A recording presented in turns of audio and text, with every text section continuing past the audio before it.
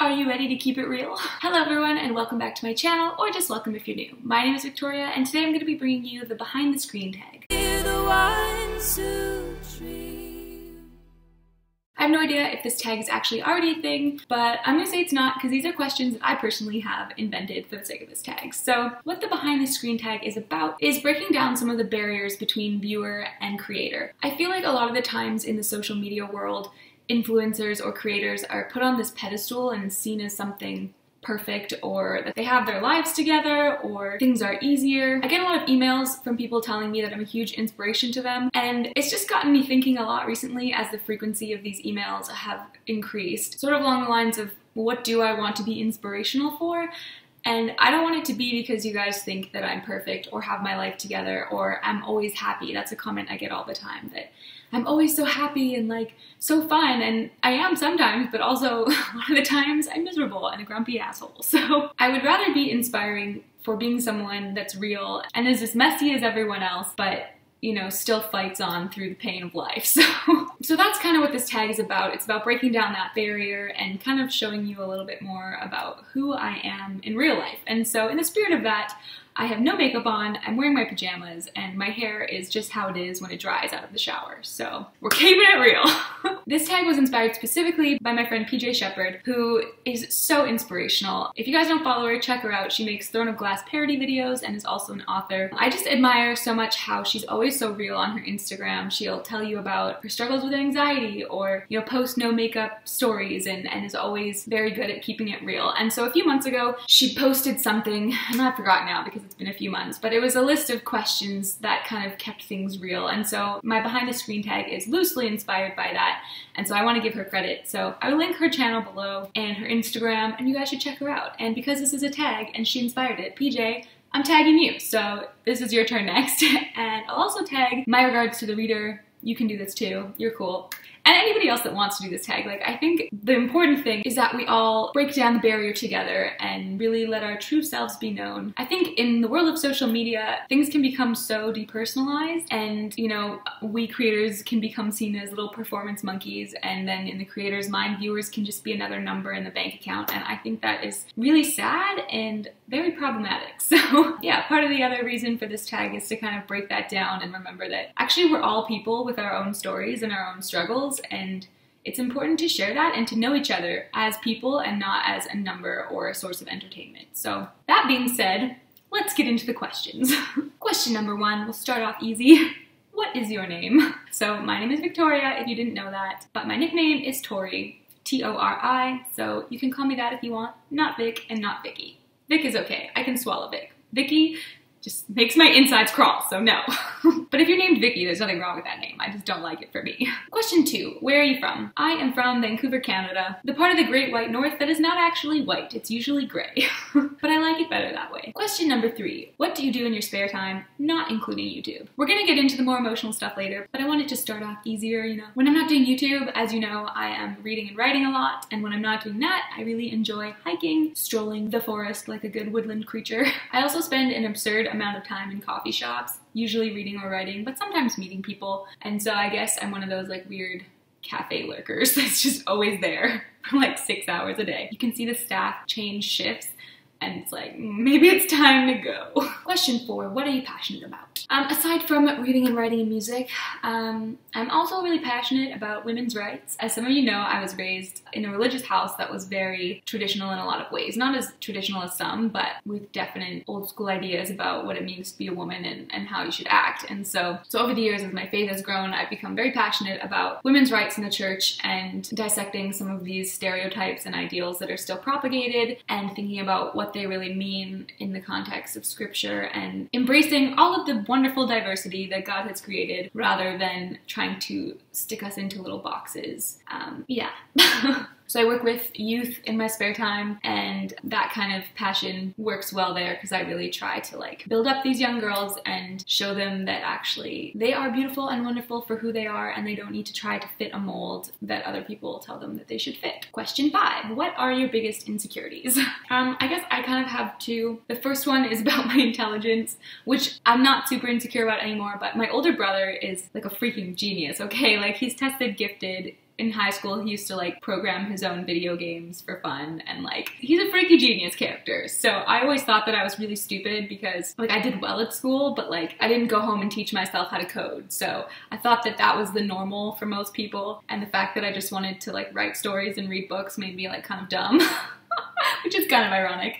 So for the longest time, I thought I was not very smart and had a complex about getting perfect grades because I thought that if I could get all A's, I would prove that I was clever. But somehow that was still never enough to measure up to my brother, which, you know, with hindsight is stupid. We all have our own beautiful gifts that are different, and that's fine. But yeah, I was super insecure about my brain power for a really long time. And the second one, which is still ongoing, is I'm very insecure about my stomach. You know, the traditional like feminine build is like curvy with a small waist and large hips, and I am more of a circle. So I have like quite small hips and a very square stomach, and so yeah, it's kind of like a manly build and very broad shoulders, and it's been hard to come to terms with that and the idea that I will never be like feminine or the things that are supposed to like represent attractiveness in women, like I don't have. So that was a very big insecurity in my youth and something that I still struggle with today. Question 6, what are you proud of? I think that my proudest achievement, if you can call it that, is so in university, I went to, for my undergrad, a school in the UK, but I'm from Canada. And so I went from being like the top of the Canadian system, thinking that I was really clever and knew how to write papers really well and all this stuff, to going to the UK and having my first few papers returned covered in red slashes, barely given passing grades, and the professors being like, this is total rubbish, like you're writing well, but what are you even saying? And I was like, oh, you mean I can't just make it sound pretty and it's good enough? It actually has to have substance? Yeah, I started university with very, very low grades in many of my classes, barely passing. And by the end of my university career, through hard work and perseverance, I ended up with what they call a first class. So in the UK system, you get classes rather than grades, but it's the equivalent of like straight A's, basically. Yeah, and I won an award for best essay, and it was published in the History Society Journal. So that was a pretty big achievement. I think I'm proud of it because it wasn't something that just kind of like fell into my lap or happened accidentally. It was basically through hours and hours of hard work, of studying instead of going out with friends, of going to bed early and waking up at 6 a.m. to research, this kind of thing. So I really put in the blood, sweat, and tears, and it paid off, and I'm quite proud of that. Question 7, do you have any regrets? I think the short answer is that life is too short for regrets, but I actually do have a few. The first one is when I was 8, my grandpa was dying of cancer and we went to visit. I was a very self-centered child, and so my mom said, like, you should spend time with him because this is probably the last time that you'll ever see him. But instead of doing that, I whined the whole time about how I wanted to go to the lake and it was super unfair that we were here. That was the last time I saw him, so I never really said a proper goodbye, and I was very guilty about it for a long time. My second regret is that I deeply hurt one of my friends when I was 17. I went to a creative writing program in Oxford for the summer, and I met this girl who was a lesbian, and as you know, I was raised in a very traditional household, and at that point in my life, I was quite homophobic. I didn't know it at the time. I thought that I was being loving, but we were friends for the summer, and I remember saying to her at the end of the summer, thinking that I was being loving, that something along the lines of, see, like, we can still be friends even though, like, I don't approve of your lifestyle. And she was deeply wounded by that, as she should be, and never spoke to me again. Fair enough, and I deeply regret that. I am so sorry that I hurt her and that I believed that and said that. I would change it if I could. Oh my god, now I'm getting emotional. I would change that if I could, and I would. And if I could have the chance to apologize, I would, but I don't have a way of contacting her anymore. And gosh, here we go. So if by a miracle she's watching this, doubtful, I am so sorry. I would take it all back if I could. I didn't actually think I was gonna like cry in this video. I mean, there's not very many tears, but another thing about me, I don't really like tear up when I cry. I think I have like dysfunctional tear ducts because I just start like and then nothing comes out. My brother calls me like a sociopath because occasionally I'll get like one tear and he's like, you just do the one tear so people think you're human. I'm like, oh my gosh. Okay.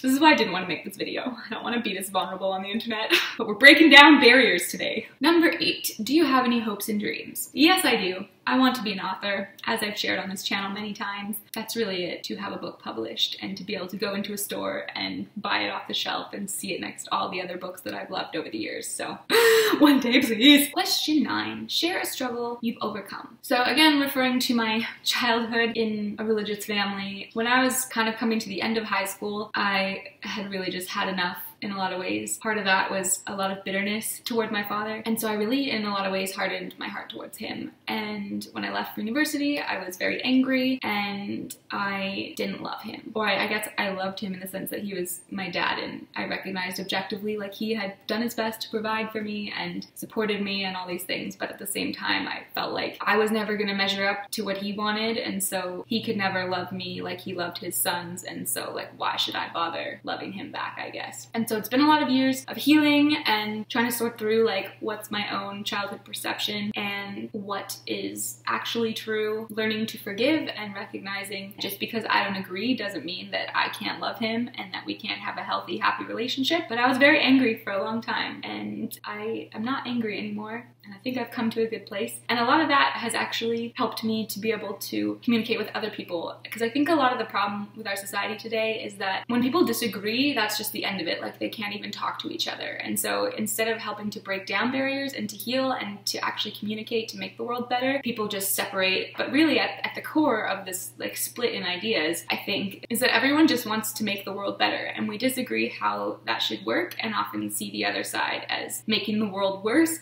But I think if we can recognize that shared desire to actually improve things, then we can start dialogue and actually come to a place of understanding. Even if you disagree with someone, they're still a human person, and so we should still respect that. Question number 10, share a struggle you're still battling. So I struggle with binge eating. I just want to preface this by saying I'm not here to comment on what a healthy weight is for anyone. Like, I think everyone is beautiful, and I'm not a doctor, and I'm not saying anything about that. I'm just telling you my own like personal journey. So I used to play a lot of sports, and so I was very like restrictive in a lot of ways on my eating, or then I would crack and I would just stuff my face. But I did a lot of sports, so I maintained like a fairly healthy weight. Then I went to university and I started playing rugby, and so packed on a lot of muscle, and that was all good. But then I quit because I decided I didn't actually really like sports. I was only doing them as kind of a way of building my own importance, and what I really wanted to do was just study. And my grades, as I mentioned, were slipping, and spending all that time training, I was not focusing on school like I wanted to. So I ended up quitting sports and then started putting on weight, which is pretty normal.